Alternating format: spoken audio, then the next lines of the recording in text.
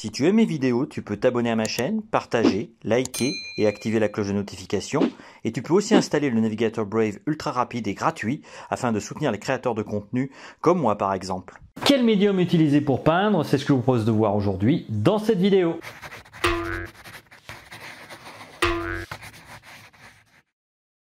Bonjour et bienvenue sur cette chaîne.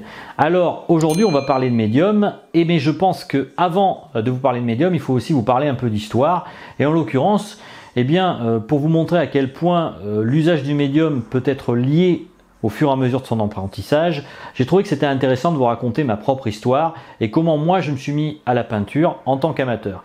Alors au départ, moi quand j'ai commencé la peinture, faut savoir que je connaissais pas grand chose au produit, donc la première chose que j'ai fait, c'est que j'ai utilisé la gouache. Mais j'aimais pas trop cette matière parce que dès que vous mettez un peu trop d'eau, même par accident, votre dessin, enfin votre feuille de peinture sur laquelle vous dessinez, c'est pas terrible. Et puis en plus quand vous peignez sur du mauvais papier, la feuille de dessin elle gondole.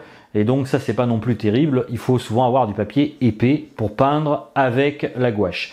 Alors par la suite je me suis mis à l'acrylique et j'ai peint sur des panneaux en bois. Mais je ne savais pas du tout en fait à l'époque que les médiums existaient. Donc j'utilisais pas de médium pour mon acrylique et donc ça faisait des pâtés, c'était pas toujours génial ce que je faisais. Sans parler qu'en plus de ça, je ne préparais même pas mes panneaux en bois et que souvent catastrophe des catastrophes, comme je n'avais pas mis de gesso, avec le temps, ma peinture allait petit à petit se déliter, en tout cas disparaître. Ça je ne le savais pas, mais bon peu importe. J'ai fait avec pendant des années et puis un jour, fort heureusement pour moi, j'ai rencontré un peintre professionnel qui m'a fait énormément évoluer en peinture. D'où l'intérêt justement de fréquenter d'autres peintres parce que vous pouvez échanger sur les techniques et c'est comme ça que vous apprenez des choses. Alors moi pour commencer en fait, quand j'ai rencontré ce peintre professionnel, lui il faisait des reproductions de peinture de tableaux célèbres et justement lui pour pouvoir faire ces peintures là il utilisait à l'époque un médium, souvent il utilisait le médium cristal et ce médium là moi je me le suis approprié aussi pour mes peintures et donc j'ai créé quelques peintures à base de médium cristal. Seul problème avec le médium cristal c'est que celui-ci aujourd'hui on le trouve plus dans le commerce parce qu'il était considéré comme toxique et donc maintenant il a été remplacé par toute une autre gamme de peintures, enfin de médiums plus exactement, qui n'ont plus du tout la consistance forcée du médium cristal ou du moins qui ont une consistance un peu voisine mais différente. Par la suite en fait moi je me suis intéressé donc à la peinture en général et j'ai découvert en fait que dans la peinture il existait deux écoles fondamentales à la Renaissance notamment et on peut dire au Moyen-Âge entre les peintres hollandais et les peintres italiens. On pourrait dire même si effectivement en France il y avait aussi la propre école. Mais ce qu'il faut savoir c'est que pendant très longtemps les médiums en fait étaient l'objet de batailles entre peintres et chacun développait un peu sa recette et même les recettes sont restées des fois relativement secrètes. Aujourd'hui, si vous voulez peindre une peinture italienne, vous allez acheter un médium vénitien, mais c'est pas forcément celui que les Vénitiens utilisaient à l'époque, même s'il est quand même très voisin du médium vénitien de l'époque.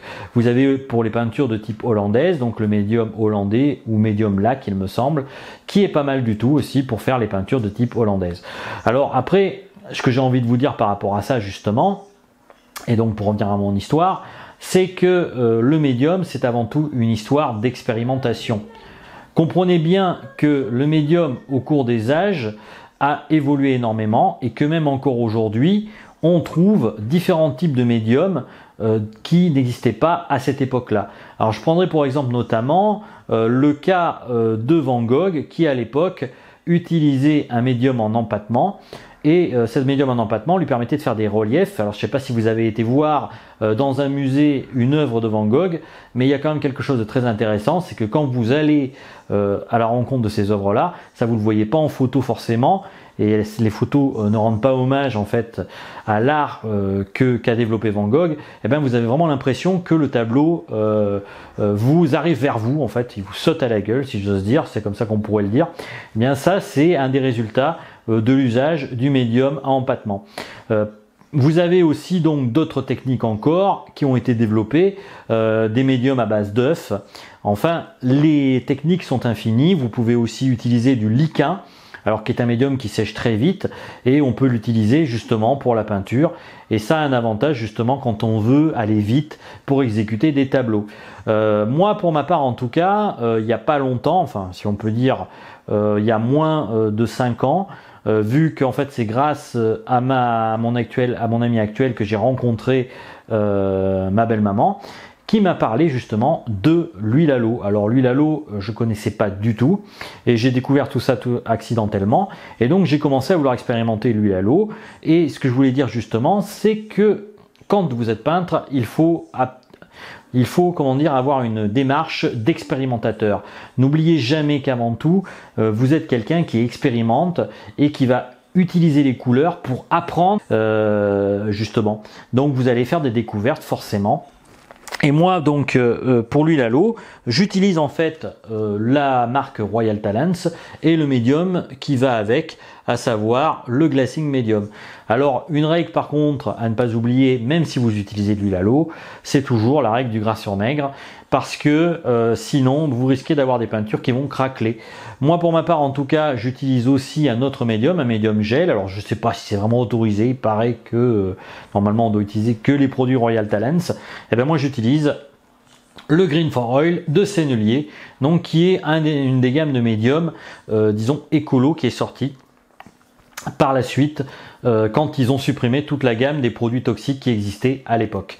Donc voilà, ça peut être un médium aussi que vous utiliserez si vous avez envie, mais comme je vous disais, pour répondre à cette question qui est de quel médium choisir, j'ai envie de vous dire expérimentez, expérimentez et expérimentez encore. Et même quand vous aurez une technique que vous maîtriserez totalement, essayez de découvrir d'autres techniques pour voir si pourquoi pas vous ne pouvez pas peindre encore d'une autre manière, et donc découvrir de nouvelles manières de peindre. C'est toujours intéressant. Et c'est comme ça qu'on évolue en peinture, et c'est comme ça qu'on apprend la peinture justement en tâtonnant et en expérimentant tous les produits qu'on peut rencontrer. Moi je sais qu'en tout cas j'aime beaucoup le faire, et je continue encore à le faire aujourd'hui, et je ne saurais que vous conseiller de faire pareil lorsque vous vous adonnez à la peinture. Donc voilà, c'était une petite explication pour vous montrer à quel point la peinture c'est vaste. Moi j'ai pas prétention à tout vous expliquer en une seule vidéo, je voulais juste vous montrer un chemin à suivre qui est le chemin de l'expérimentation. Et donc n'oubliez jamais que en peinture on se doit de rester modeste, et que c'est comme ça qu'on apprend, justement parce qu'il y a des tas de choses qu'on ne connaît pas et des tas de produits encore à découvrir, et que peut-être même vous ne soupçonnez même pas l'existence de ces produits là. Un exemple encore une fois avant de finir cette vidéo, c'est que par exemple si vous prenez les compositions des différents médiums qu'on peut voir, certains médiums souvent sont mélangés avec de l'huile et des résines, ou parfois avec de la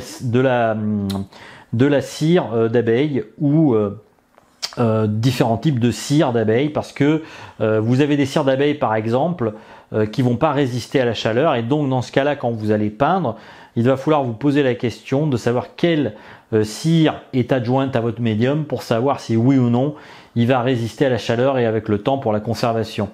Par exemple, on sait que la cire de carnauba est beaucoup plus résistante que la cire d'abeille, et qu'elles ne font pas au fur et à mesure que la chaleur augmente, notamment dans les expositions où vous avez des projecteurs.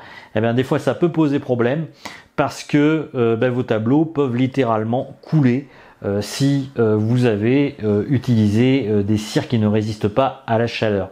Donc d'où l'importance aussi de s'intéresser à la composition des médiums que vous utilisez.